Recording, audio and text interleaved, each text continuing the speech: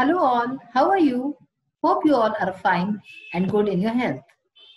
आज आपण आपला जो चॅप्टर चालला होता an encounter of a special kind हा वाचणार आहे. पुढे काय झालं स्टोरीमध्ये, त्या नरेटरनी त्या पिल्लूला, वानराच्या पिल्लूला, माकडाच्या पिल्लूला वाचवलं होतं. जो लंगूरचा बच्चा होता त्याला वाचवलेलं होतं. आता ह्याच्यानंतर ह्याच्याजवळ तो लंगूरचा बच्चा आला, त्यानंतर तो काय करतो, कशा प्रकारे त्याला जे आहे काय तो जिवंत आहे की ऍक्च्युली तो मरून गेला, हे आपल्याला आज कळेल. जरा वाचूया. An encounter of a special kind, एक विशेष प्रकारचा सामना. तर हा लंगूर अगदी निष्प्राण झालेला होता. ह्याच्यानंतर काय होतं, by this time my parents and sisters had come out on to the verandah and were witnessing my rescue.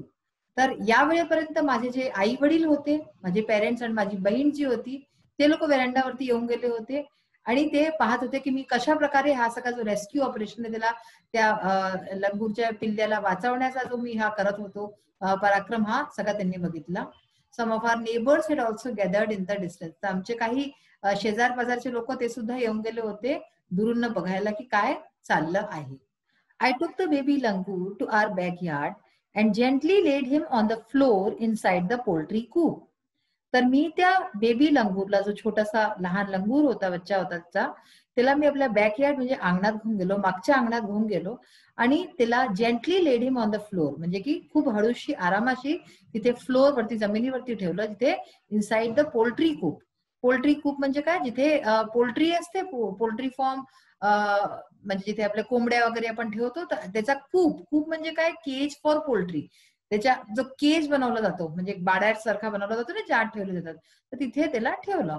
His body was full of deep bite marks and scratches. तर त्याचा जो शरीर होता, पूर्ण शरीर मध्ये जो आहे, जे आहे बाईट मार्क्स, म्हणजे की चावलेल्याचे अगदी गहरे निशाण होते आणि स्क्रॅचेस होते. फार त्याचं जखमी शरीर होतं. Blood was oozing from some of the wounds. आणि कोणत्या कोणत्या वुंड्स मधनं, कोणत्या त्याच्या चोटांमधनं, उझिंग म्हणजे काय, रिलीजिंग, ओव्हरफ्लोईंग, रक्त सुद्धा निघत होतं खूप जास्त. The baby remain motionless. तो जो छोटा बच्चा होता, त्याचा लंगूरचा बच्चा, तो अगदी मोशनलेस होता, त्याच्यात म्हणजे काहीच हालचाल नव्हती. My father provided first aid to clean the wounds and stop the bleeding. तर माझ्या वडिलांनी त्याला फर्स्ट एड दिली आणि त्याचे सगळे जितके जखम होते ते सगळ्यांना साफ केलं आणि त्याला जे आहे त्याचं रक्त थांबवलं सर्वात आधी. I was relieved to find out that the baby was breathing. मला हे पाहून थोडासा आराम वाटला की तो जो बेबी होता तो ब्रीथ करत होता, तो श्वास घेत होता. इवन दो हिज ब्रीथ्स वर शॅलो. हालाकी त्याचे जे ब्रीथ्स होते, ते श्वास घेत होता, ते शॅलो होते, म्हणजे खूप जास्त तो नीट प्रकारे श्वास घेऊ नव्हता बाबा. तरी मला असं वाटलं की चला, तो जिवंत आहे. Splashes of cold water made by the baby stir and made the baby stir and after a few शेकी अटेम्प्ट्स ही स्टॅट अप. तर जेव्हा त्याच्या तोंडावरती पाण्याचे असे हापके मारले मी, तर त्याच्यानंतर थोडासा तो बेबी जो होता तो स्टिर झाला, म्हणजे हल्ला, move.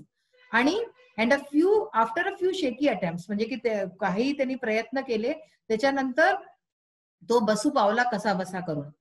He was in state of shock. तर तो जो आहे, तो बिचारा बच्चा होता, तो अगदी शॉक्ड होता, त्याला खूप जास्त हादसा लागला होता.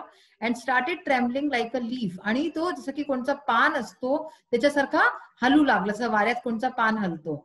In the wind, leaf in the wind, वाऱ्यात जसा पान हलतो तशा प्रकारे तो हलू लागला भीतीने.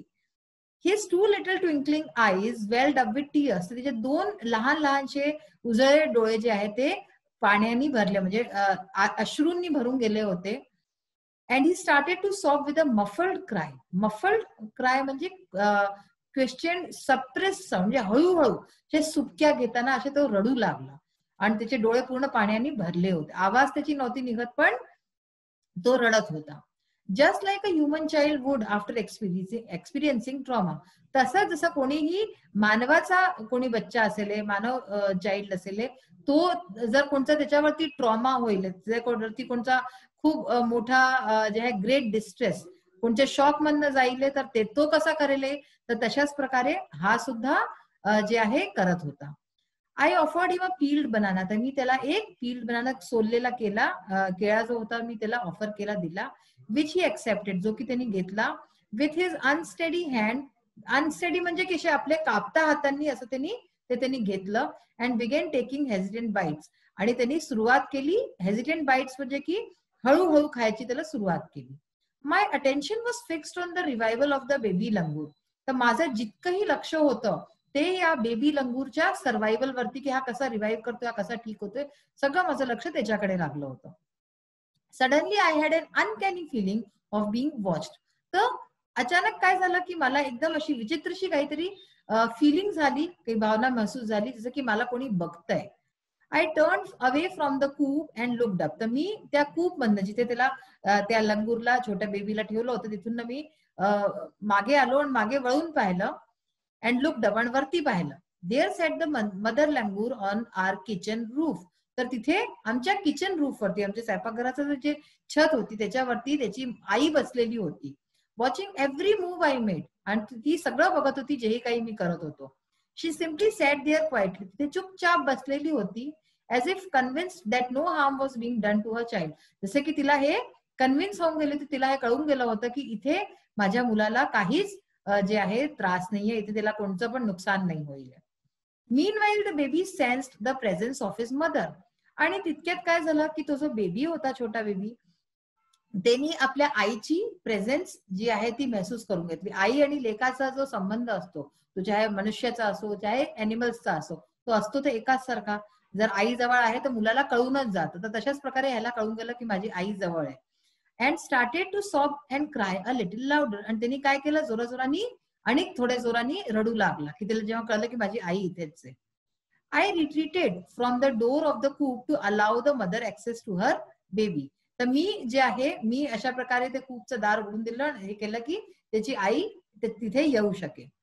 Immediately the mother descended on the floor. तर तेव्हाच तुरंत जे आहे, जसंच मी हे केलं तर त्याची आई डिसेंडेड म्हणजे काय, मूव्ह डाऊनवर्ड, जसं खालती येणं, तिथून ती खालती येऊन गेली खूप जवळ. And picked up the baby in her arms. आणि तिने आपल्या मुलाला आपल्या हातात घेऊन घेतलं, आपल्या आर्म्स मध्ये असं घेऊन घेतलं, धरून घेतलं. She gave the baby a thorough body inspection to check his injuries. तर तिने काय केलं, तिने आपल्या बेबीला चारीकडे बघितलं, खूप नीट प्रकारे बघत होती की त्याला कुठे कुठे चोट लागलीये, कशी प्रकारची इंजरीज झाली आहेत त्याला. And then cuddled him tightly. Cuddled म्हणजे काय, हेल्ड क्लोजली, म्हणजे खूप घट्ट प्रकारे असं त्याला धरून घेतलं. In her bosom. तर म्हणजे आपल्या जे आहे छातीशी त्याला लावून घेतलं. The baby found great solace. Solace म्हणजे कम्फर्ट अँड पीस, म्हणजे खूप आराम मिळाला.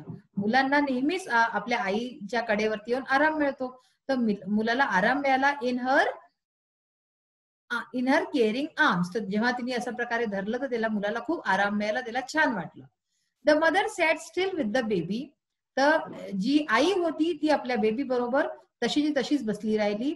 In her lap for a few minutes. काही मिनिटांपर्यंत तशीच बसली राहिली. आणि तिलाही खूप दुःख होतं, ते आपल्याला जाणीव होत होती.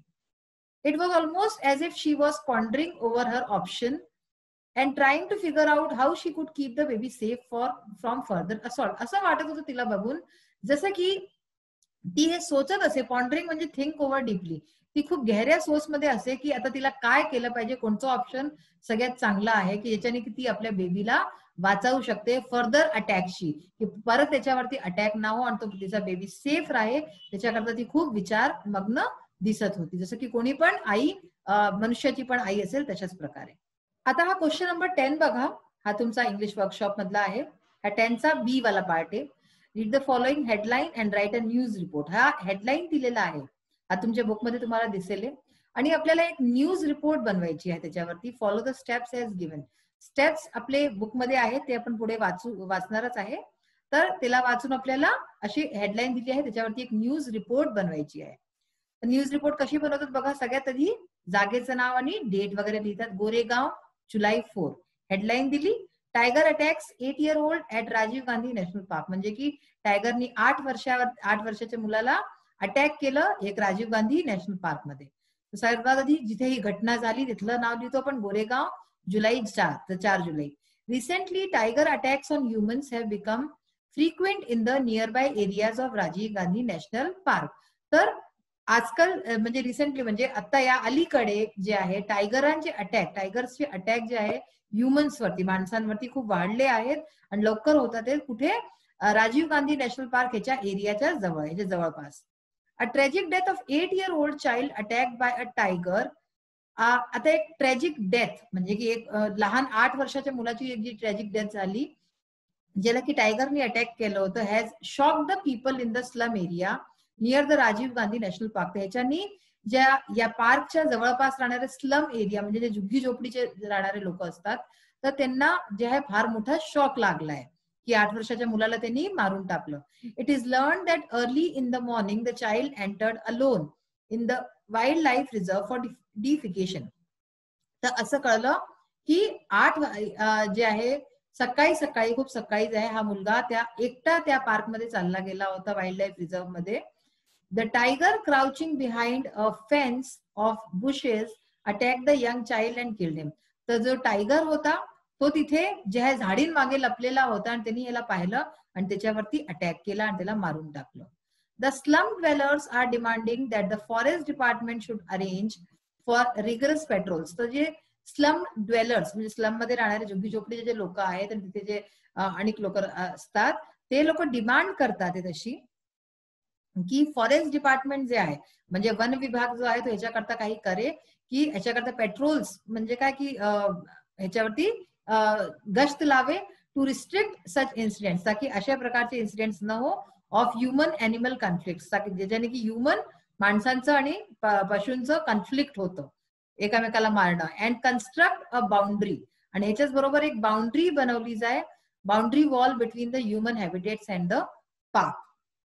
तर ह्याच्यात तुम्ही बघा आपण हे जे लिहिलंय हे पूर्ण सगळं जे आहे ना हे कशात आहे, प्रेझेंट टेन्स मध्ये आहे, काही काही जे आहे पास्ट टेन्स मध्ये पण आहे. तुम्ही जर बघाले की आपलं कशात आहे पहा, रिसेंटली टायगर अटॅक्स. आता हे याच्यात वर्ब्स तुम्ही बघा ते कशात आहे, बिकम, हे सगळे जितके तुम्ही दिसताय की जितके वर्ब्स आहे इथे हे एक न्यूज नुसती जर पाहिली जाय की जे 8 वर्षाच्या मुलाला मारलं, ही जर न्यूज हॅज शॉक्ड द, तर ती एक नुसती पास्ट टेन्स मध्ये दिली गेली, बाकी सगळं आपण प्रेझेंट मध्येच लिहितो. नेक्स्ट आहे बघा, read the following headlines and write the date line, intro and the short continuing paragraph. तर हेडलाईन वाचून त्याच्याबरोबर त्याची डेट लाईन म्हणजे पहिली डेट लाईन असते, introduction and a short continuing paragraph, introduction त्याच्याबरोबर एक छोटासा पॅराग्राफ पण लिहायचा आहे. तर आहे achievers narrate their success stories at career counselling event.